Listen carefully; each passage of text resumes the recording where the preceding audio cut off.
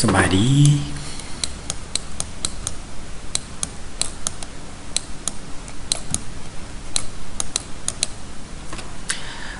สบายดีเนาะมื้อนี้แมน EP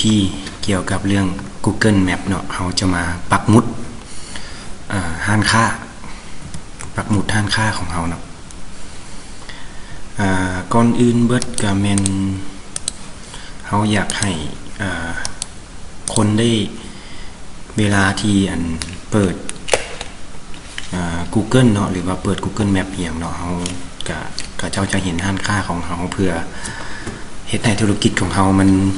คนได้ฮู้หลายขึ้นเนาะเวลาเปิดเบิ่งมีหยังบ่สิสามารถคลิกได้เลยเนาะมันจะเป็นห้านค้าขึ้นโอเค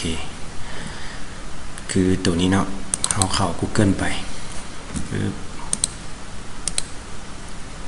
โอเคสมมุติว่า Google Map เนาะ Google Map ปึ๊บเนาะเขาจะเห็นอยู่แถวนี้เนาะที่ว่าเขาเจ้าได้ปักหมุดห้านต่างๆคือยกตัวอย่างแม่นห้านนี่ก็ได้เนาะ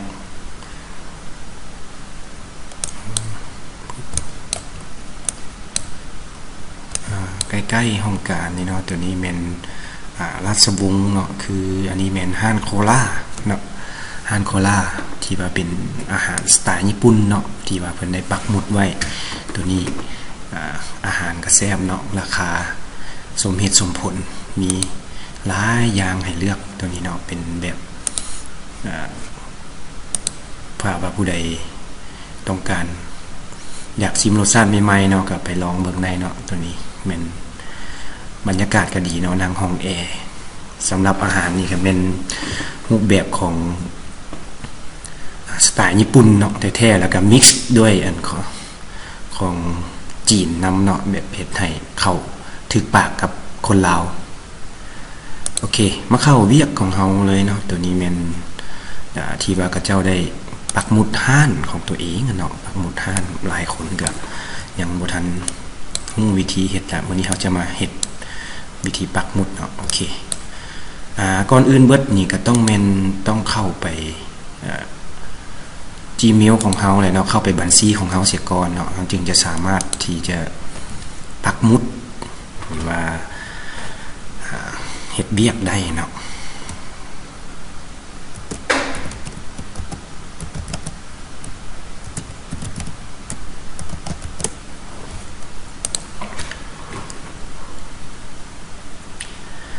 โอเคปึ๊บเฮาเข้ามาที่อีเมลของเราเนาะเข้ามาอีเมลของเราแล้วเพื่อเราจะเฮ็ดเวียกลงทะเบียนอย่างต่างๆเนาะมันได้ใช้ต้องการยืนยันตัวตนก็เข้ามาจุด9จุดนี้เนาะจุด9จุดนี้แล้วมาเลือกใส่แมปนี่เลยเนาะมันเป็น Google Map อยู่ในอันเดียวโอเคปึ๊บเข้า Google Map หลังจากนั้นเนาะเราจะได้ภาพแบบรูปภาพของแมปแบบธรรมดาเนาะตัวนี้รูปภาพแบบเรียกมาเป็น 2D เนาะตัวนี้อันนี้มีห้านห้านนึงที่ว่าเพิ่นเฮ็ดเขาปุ้นเพิ่นเฮ็ดเ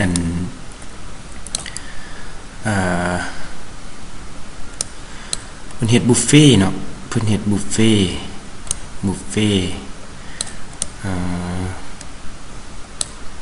เพิ่นเฮ็ดบุฟเฟ่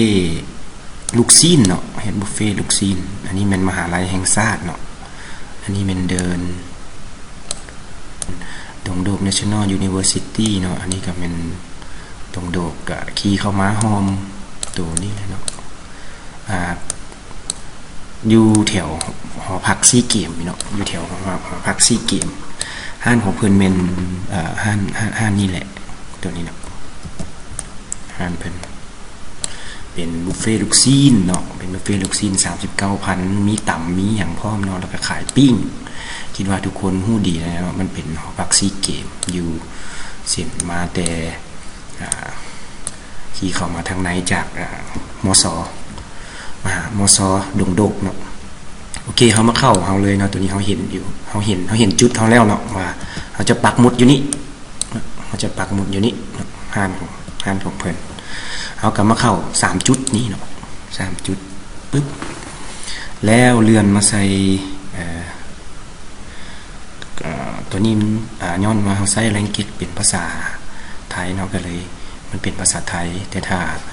ใครต้องการเป็นภาษาอังกฤษก็ไปเปลี่ยน U language ก็ได้เนาะ U language ตอนนี้เนาะตั้งค่าเพื่อให้มันเป็นภาษาอังกฤษก็ได้ภาษาไทยก็ได้ภาษาลาวโอเคเฮาเลือกใส่โอเคหลังจากนั้นเนาะเฮามาเลือกใส่คำนี้เนาะเพิ่มธุรกิจเนาะเพิ่มธุรกิจเข้าไปตรงนี้โอเคเพิ่มธุรกิจเฮาเห็นจุดเฮาแล้วเนาะเฮาจะเพิ่มธุรกิจเข้าไปปึ๊บโอเคเนาะซื้อธุรกิจนั่นเป็นหยังเนาะซื้อธุรกิจนี่ก็ต้องเป็น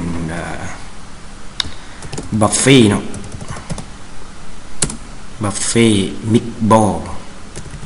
พิมพ์บ่ถึงเนาะบุฟเฟ่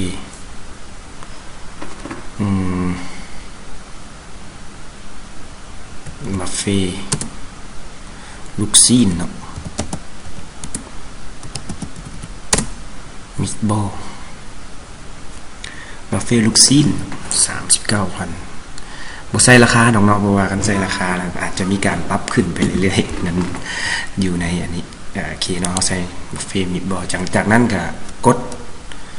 ดำเนินการต่อไปปึ๊บโอเคเขาจะค้นหาแบบไหนเนาะค้นหาในพื้นที่บ่ค้นหาแบบธุรกิจแบบไหนเลือกประเภทธุรกิจเนาะร้านค้าในพื้นที่เนาะต้องเป็นร้านค้าในพื้นที่เนาะบ่แม่นร้านค้าออนไลน์แล้วก็บ่แม่นเป็นธุรกิจแบบออนไลน์เฮาคลิกใส่เลือกเอาอันนึงจากนั้นคลิกถัดไปเป็นหมวดหมู่เนาะหมวดหมู่ประเภทใดแบบฟู้ดเนาะฟู้ดเนาะอาหารฟู้ดปึ๊บโอเคจากนั้นเมนที่ตั้งเนาะอยู่ลาวแล้วตัวนี้เมนอยู่ดงโดกเนาะดงโดกรหัสไปรษณีย์เนาะเมืองไซธานีเมืองไซธานี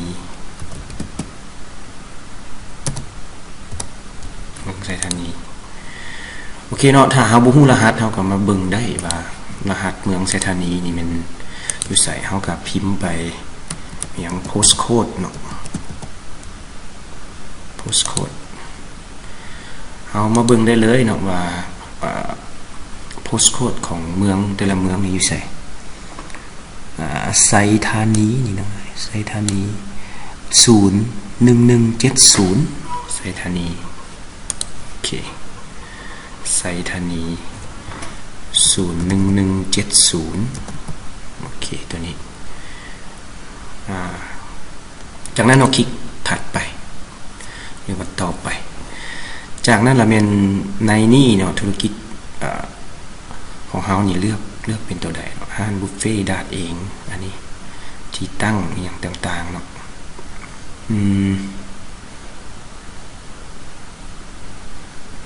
เขาอ่านเบิ่งเงื่อนไขของมันเนาะมันว่าเบิ่งว่าอาจจะธุรกิจตัวนี้จะหรือแมปอยู่แล้วเนาะหากเห็นธุรกิจทางลุมนี้ให้เลือกธุรกิจทางกาวและสวยปรับปรุง Business Profile บ่แม่นเนาะเฮาบ่แม่นถัดไป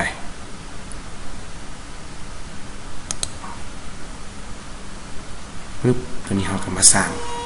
โอเคเนาะขั้นตอนนี้มันสำคัญเนาะขั้นตอนนี้เฮาก็มาปรับเหมือนว่ามุดเฮาอยู่ไสคณะป่าไม้เนาะอันนี้เป็นศูนย์อาหารหอพักซีเกมนี่เนาะอยู่นี่ปึ๊บนี่เนาะเฮาฮู้เลย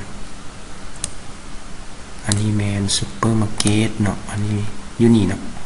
อยู่ห้างตัวนี้มีทางหลังเป็นตู้เนาะเป็นตู้เป็นอย่างเตียนติดกับหัวกำแพงของหอพักซีเกมเลยเนาะนี่ปักหมุดไม่ถึงปึ๊บเรียบร้อยเนาะจากนั้นถัดไป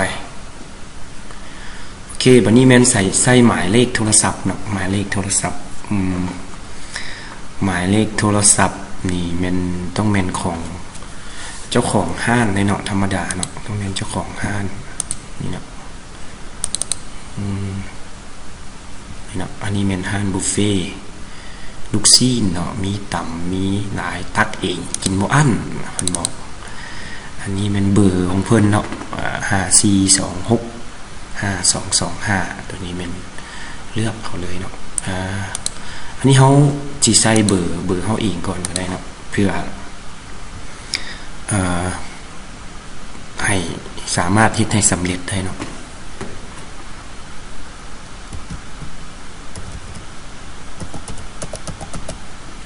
หลังจากนั้นเฮาลึบออกก็ได้เนาะบ่เป็นหยังแต่ว่านี่เฮาเฮ็ดเป็นบทเรียนเนาะเพื่อให้ฮู้แล้วก็ได้ไปเฮ็ดได้ไปประยุกต์ใช้เนาะอันนี้เป็นเบอร์ของอาจารย์เองก็สามารถที่จะใส่ได้เนาะแต่ว่าธรรมดาให้ถูกต้องก็ต้องเป็นเบอร์ของเพิ่นเนาะโอเคห้องรับข่าวสารที่เกี่ยวกับการปรับปรุงของโปรไฟล์บ่เนาะให้คำเสริญเฮ็ดแบบสำรวจและเข้าร่วมโครงการต่างๆกันอยู่บ่เนาะปึ๊บเฮาก็เลือกไปเลยก็ได้บ่เป็นหยังเนาะ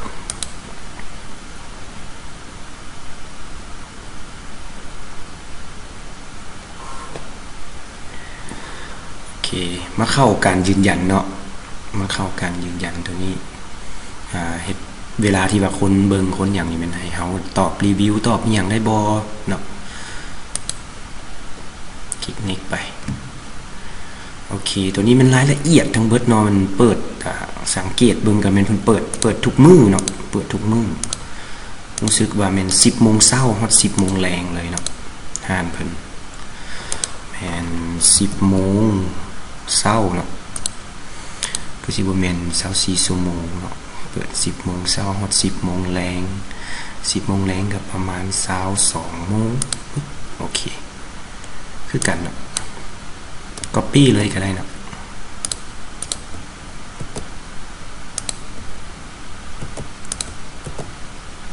เปิดทุกมื้อเนาะเปิดทุกมื้อ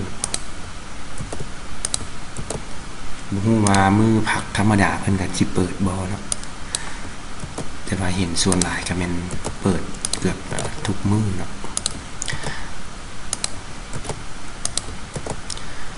เอาใจสายนักศึกษาเนาะแล้วก็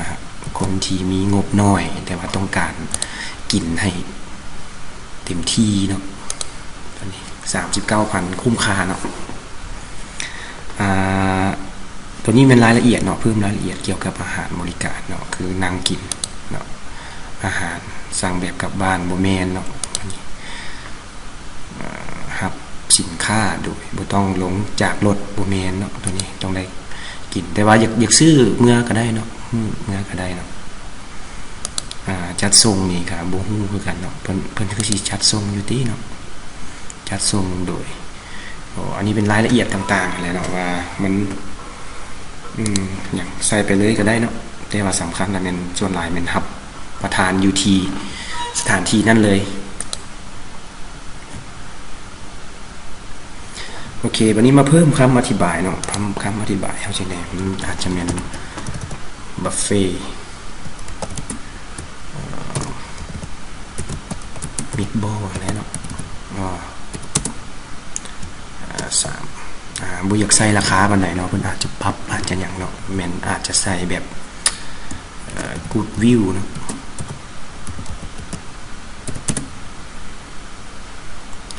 สถานที่เนาะแล้วก็ยัมมี่ซะเนาะแซ่บ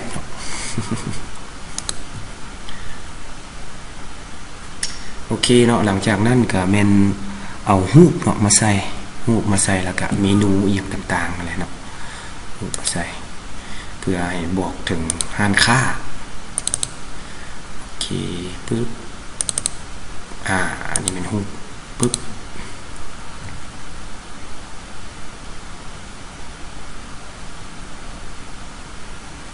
โอเคเพิ่มรูปภาพเข้าไปอีกเนาะอันนี้เป็นรายการ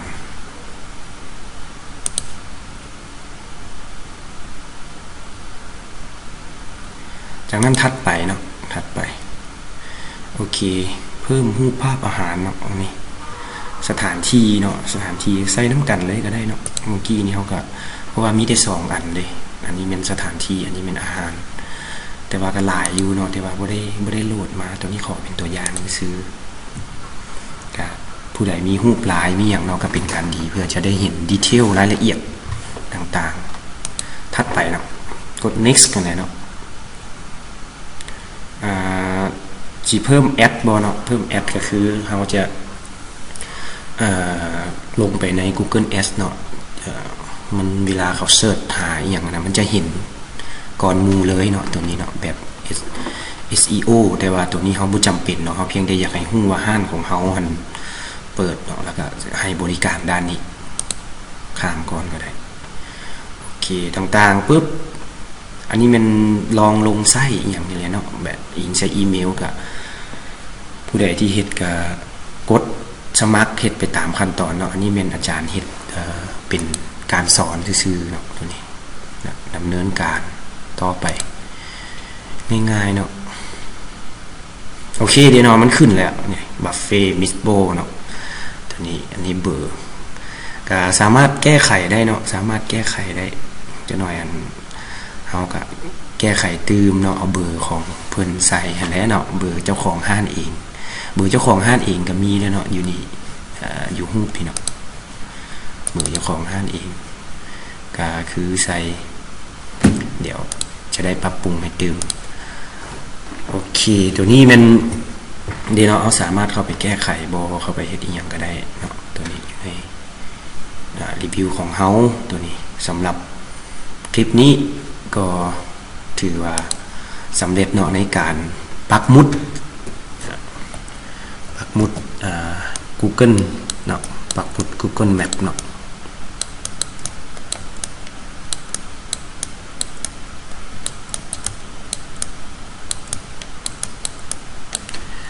โอเคถ้าว่าวิดีโอนี้มีเฮ็ดให้เฮาได้ฮู้ตื่มเนาะแล้วเฮาได้เรียนรู้มีประโยชน์ต่อกับการใช้คอมพิวเตอร์หลักสูตร IT ต่างๆก็ขอให้กดไลค์กดแชร์ให้แน่เนาะก็เพื่อให้เฮาได้มีกำลังใจในการเฮ็ด